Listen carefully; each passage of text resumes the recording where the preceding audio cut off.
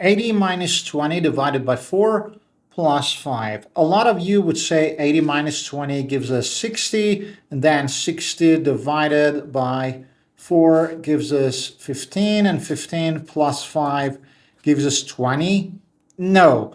How about 18 minus 20, 60, and then 60 divided by 4 plus 5, which is 9. So 60 divided by 9?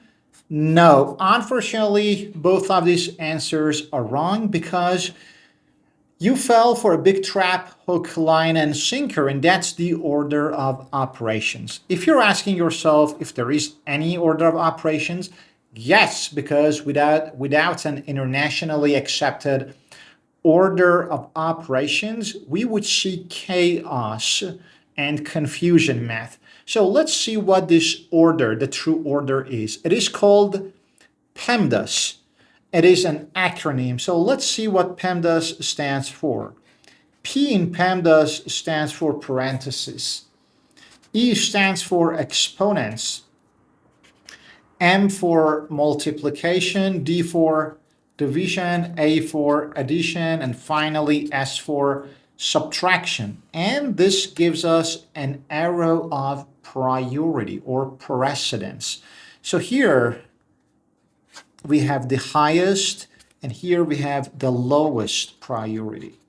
What PEMDAS tells us is that you must go and search for parentheses at first, then go for exponents, then go for multiplication and division from left to right. So keep in mind, they have the same priority and precedence. Go from left to right, and finally go for addition and subtraction. So that being said, let's do our original expression. So for God's sake, learn PEMDAS once for all. So never be lost. Learn PEMDAS. So do we have any parentheses in the original expression? No, we don't. There is no parentheses.